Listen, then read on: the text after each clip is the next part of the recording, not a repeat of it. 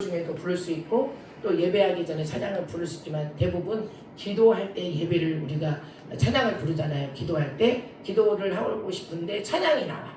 또 찬양을 하고 싶은데 기도가 나와. 그렇게 있죠. 찬양에서 예배로 나가야 하는 중요한 이유가 있어. 이 찬양이 예배로 바뀔 때 찬양이 예배로 바뀐다는 거예요. 하나님 우리 애를 왜 지었죠? 찬양을 받기 위해서. 찬양 받기 위해서. 또 예배로 바뀔 때 하나님 우리를 지은 목적이 뭐냐면 예배 받으시려고 우리를 지었어요. 자, 이해되세요? 네. 자, 찬양에서 예배로 나가야 하는 중요한 이유가 있는데 왜 그러냐면 알려드릴게요. 찬양은 자신을 십자가에 못 박는 거예요. 찬양은 자신을 십자가에 못 박는 거고 예배는 우리를 새 옷을 입혀주는 거예요. 자, 쉽죠? 아, 찬양이라는 것은 자신을 십자가에 못 박는구나. 찬양은 육신을 십자가에 못 박는 거예요. 내 육체를 십자가에 못 박는 게 찬양이고 예배는 우리에게 새 옷을 입혀주는 게 예배예요. 찬양으로 육신의 영향력을 무너뜨리면 하나님께 순복하게 된다. 예배의 옷을 입으면 하나님의 임재가 새롭게 임한다. 예배의 옷을 입으면 하나님의 임재가 새롭게 임한다 그랬죠? 그래서 우리가 아까 우리에게 새 옷을 입혀주는 게 예배라 그랬죠? 예배할 때 옷을 입혀준다 그랬잖아요. 그렇지? 이 같은 과정인데 첫 번째 찬양으로 육신의 약점을 멸해주는 거예요. 내가 약점이 있잖아 우리가. 단점이 있잖아요. 근데 그러한 것들을 없애준다는 거예요. 그리고 두 번째는 예배의 옷을 우리에게 입혀줘. 찬양에 더 깊은 차원의 예배가 더해지면 하나님의 임재를 더 가까이 우리가 접하게 돼. 그래서 성경에서 다윗이 예배라고 부를 때 찬양에서 예배로 전환이 이루어지는 것을 볼 수 있는데 어디에 나오냐면 시편 96편 6, 7절에 보면은요. 오라 우리가 굽혀 경배하며 우리를 지으신 여호와 앞에 무릎을 꿇자. 그는 우리 하나님이시요 우리는 그의 기르시는 백성이며 그의 손이 돌보시는 양이기 때문에 너희가 오늘 그의 음성을 듣거든. 이렇게 얘기하면서 이 구절에서 예배의 핵심에 도달할 때 우리의 경험이 어떻게 달라지는지 볼 수가 있단 말이에요. 자, 그러면 처음에는 6절에서 조용해진다. 오라 우리가 굽혀 경배하며 우리를 지으신 여호와 앞에 무릎을 꿇자. 몸을 굽힐 때는 소리를 지르거나 외치지 않는다. 평화롭게 하나님을 경외하며 예배하면서 자신을 낮추어 하나님의 위대함 앞에 우리가 순종하는 거잖아요. 그러니까 경외한다는 거죠. 그런데 여기에서 그분은 우리 하나님이시잖아. 우리가 예배하는 분은 우리 하나님이시잖아요. 내가 찬양하고 경배하는 분은 우리 하나님이시잖아요. 그렇죠? 하나님께 하는 거잖아. 아까 얘기했잖아요. 서두에 나를 하나님이 지은 목적이 뭐예요? 찬양받고 또 예배 받으시려고 지었다 그랬잖아. 주님이. 그래서 그분은 우리 하나님이신데 하나님만이 예배받기에 합당하시다는 거지. 그리고 사람을 칭찬하는 건 괜찮지만 우리가 또 하나님을 경외하고 예배해야 되는데 너무나 사람을 또 칭찬하면 안 된다는 걸 이야기를 해요. 사람을 칭찬하는 건 괜찮지만 예배하면 안 된다는 거. 사람을 하나님께만 예배할 수 있고 무엇을 예배하든 그것이 우리를 지배할 거란 말이에요. 많은 사람을 예배하고 숭배하다가 그에게 매이고 말아. 사람을 높이다가 그래서 어떤 사람은 너무 높게 여겨서 그 사람이 지배되고 사람을 떠받들다 곧 모든 것이 무너져 버려. 맞죠? 만일 우리가 주님을 예배하지 않으면 주님이 정말로 우리 하나님이신가? 정말로 우리 주님이신가? 주 예수님이 마태복음 7장에서 하신 말씀을 우리가 기억해야 돼요. 기억하면 뭐냐면은 이래요. 너희는 나를 주라고 부르지만 그렇게 살지 않는다. 어쩌다 그렇게 되었을까? 주님을 예배하지 않기 때문에 예배가 핵심인데 저도 반성해야 돼. 왜냐하면 맡은 것들이 우리가 서로 있다 보면은 예배 시간에 뭔가 연락이 오고 전화가 오고 뭐하고 하다 보면 문자 넣고 이러다 보면 예배를 사실은요 제가 못 드려요. 주일날 대예배 때도 마찬가지야. 뭐 때문에 이것저것 얘기해주고 뭐 해자 두면 밥하러 들어갔다 뭐해로 갔다 하고 나면 그 다음에 주방일 도와주고 뭐하고 보면 또 예배를 소홀히 하게 돼. 맞죠? 그래서 우리 보고 뭐라 그러냐면 주님을 예배하지 않기 때문에 예배가 핵심인데 주님이 우리에게 이걸 물으신다는 거예요. 그래서 우리가 예배하는 것은 주님의 사랑과 돌보심에 화답하는 거잖아요. 주님이 나를 돌봐주시잖아. 나를 지켜보시잖아.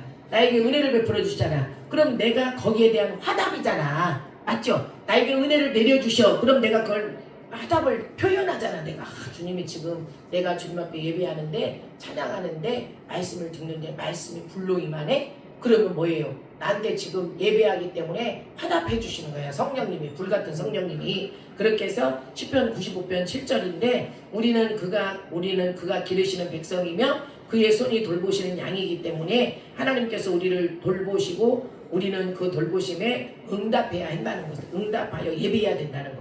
놀랍게도 여기서 끝나지 않고 8절 11절에서부터 우리에게 경고하는 것들이 있다는 걸 이야기하는 거예요. 그래서 내가 어떻게 해야 되냐? 예배하면 믿게 되고 믿으면 안식하게 되잖아요. 그리고 그런데 하나님의 안식은 뭐냐면 안식은 더 안달복달하며 애쓰지 않는 것이잖아. 맞죠? 안식은 내가 평안을 누리는 거야. 영으로. 그래서 하나님의 안식을 얻으려고 일할 필요가 없고 그냥 받아들이면 되는 거예요. 하나님이 다셨으니 그냥 들어가서 안식하면 되고 그리스도인의 삶은 해라가 아니라 주 예수님이 십자가에서 해라고 하지 않으셨다. 다 이루었다 그랬잖아요. 그럼 내가 뭐 하면 돼요? 누리면 되는 거네. 맞죠? 네, 제가 우리 아이들하고 훈련 받으면서 저희 집을 애기들이 제가 많이 유산을 하고 한 12번 했을까? 그렇게 하고 13번째 애를 큰 애를 낳았어요. 기도로 낳은 거야 그것도.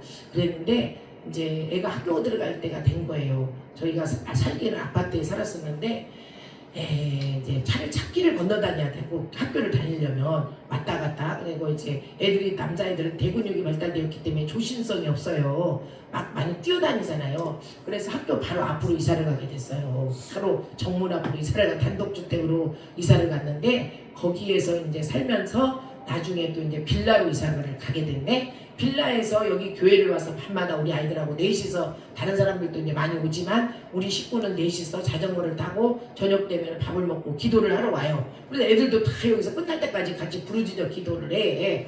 자 그리고 이제 가. 그런데 저희가 가족들이 그때는 완전히 그 빌라에 살 때는 현대빌라에 살 때는 불의 도가니였어. 가족들이 다.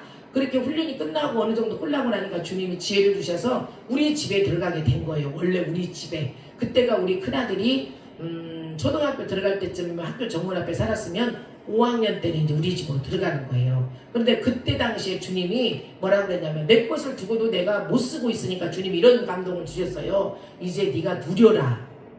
봤잖아요. 줬는데 못 누리고 있으니까 이제 네가 누려라. 그런 거예요. 이 말이야 이게 여기서 보니까.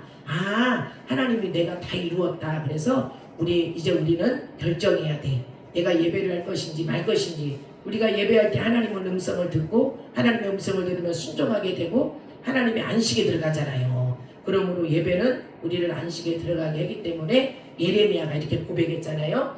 오라 오직 내가 이것을 그들에게 명령하여 이르기를 너희는 내 목소리를 들으라. 그리하면 나는 너희 하나님이 되겠고 너희는 내 백성이 되리라. 너희는 내가 명령한 모든 길을 걸어가라. 그리하면 복을 받으리라 하였으나 예레미야 7장 23절에서 이렇게 말씀을 해요. 예배를 잘하면 축복과 안식을 받아. 금식하고 기도하고 금식하고 빌고 호소하고 바닥을 치면서 하나님이 듣지 않으신다고 하지 말고 우리가 이렇게 애쓰지 않아도 저절로 하나님 이루신다는 거야. 그러니까 은혜는 사실 내가 돈 주고 받는 게 아니라 값없이 받는 거예요. 은혜고 그게 선물이라는 거예요. 그래서 우리 보고 뭐라고 예배하면 순종하게 되고 찬양하면 순종하게 되지 않는다. 맞아요?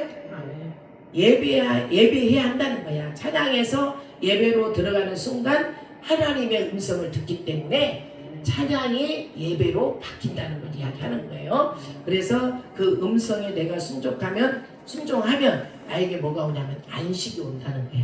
오늘 우리가 안식에 들어가고 싶지 않으세요?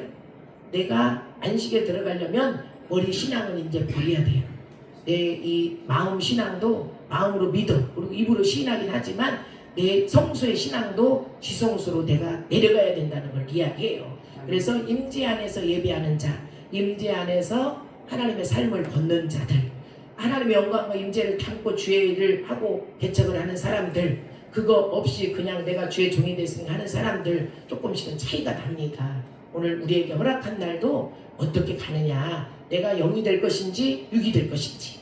내가 그동안에는 정말 너무 고생했어. 그런데 하나님이 단계 올라가면서 돌파했더니 나에게 뭐를 줬냐면 고생을 해도 재정적인 축복을 우리에게 또 줄 때가 있단 말이에요. 그러면 그것을 받아 누리고 항상 뭐 하냐면 성령께 문눈을 우리가 해야 된다는 거예요. 성령님, 그래 우리 집에다가 냉장고에도 물음표, 화장실에도 물음표, 세면대에도 물음표, 우리 TV에도 물음표, 내가 들어가는 입구에도 물음표를 붙이는 거예요. 그래서 보혈을 쓸 때도 우리는 어떻게 썼냐면요. 주님, 우리 집에 보혈을 바릅니다. 이 방에 보혈을 바릅니다. 화장실에도 보혈을 바릅니다. 두 화장실에 보혈을 바릅니다. 거실에도 보혈을 가득 붓습니다. 출입문에도 보혈을 바릅니다. 보혈 사역을 많이 해야 된다는 거예요. 지금 2층에 제가 문을 열어놓은 것 같아. 그리고 불을 켜놓은 것 같아요. 이제 거기는 닫아야 돼. 오늘 가서 복음 내비게이션을 했거든요. 우리가 이렇게 찬양이 예배로 바뀔 때는 답이 뭐냐? 답을 제가 드렸죠? 순간 찬양이 예배로 들어가는 순간 하나님의 음성을 듣는다는 거. 그 음성에 내가 순종할 때 안식, 다른 말로 말해서 전쟁이 없는 거죠. 안식은 평안을 유지한다는 거. 내가 평안을 유지하면 내 남편하고 관계도 평안이에요. 내 자녀하고 관계도 평안이고 내 이웃하고 관계도 평안이야. 그전에는 평안이 아니었어. 뭘 했어요? 우리가 옳고 그름을 꼭 얘기했잖아. 이게 옳은 것인지 이게 안 옳은 것인지. 그렇죠? 옳은 것인지 안 옳은 것인지는 본인이 다 알고 있다는 거야. 그래서 나보고 뭐라 그러냐면 찬양을 통해서 예배로 바뀌는 자로 가라 이렇게 얘기하시고, 그럴 때 네가 하나님의 내 음성을 들을 수 있다. 그 음성은 너에게 안식을 줄 것이다 라고 말합니다. 아멘. 하나님, 저희들에게 오늘 찬양을 통해서 예배에 찬양을 통해서 안식에 들어갈 수 있도록 축복하여 주심을 감사합니다. 찬양을 통해서 예배로 들어가고 예배를 들어갔더니 그 예배 안에 하나님 안식이 있었던 것을 볼 수가 있습니다. 하나님의 음성을 듣는 자들로 축복해 주시고 음성에 순종하면서 안식감을 누리는 축복의 사람들로 우리를 마음껏 사용하여 주시고 하나님을 높이는 자들로 일어나게 하옵소서. 그래서 주님께 영광이 되게 하옵소서. 내가 와서 기도하는 이 시간, 내가 왔다 갔다 하는 그 모든 시간들을 하나님은 지금 2026년도에 다 계산하고 계시고, 내가 어떻게 너에게 복을 줄 것인지, 내가 너를 어떻게 도울 것인지 주님이 고민하고 계십니다. 우리가 풍성히 하나님을 예배하는 자들로 주님을 기쁘시게 하는 자들 일어나서 마음껏 영향력을 주님께 드리고 또 주님이 우리에게 주시는 전리품도 양껏 받아 누리게 하옵소서. 감사하며 예수님의 이름으로 축복하며 기도하였습니다. 아멘. 주님께 영광의 박수.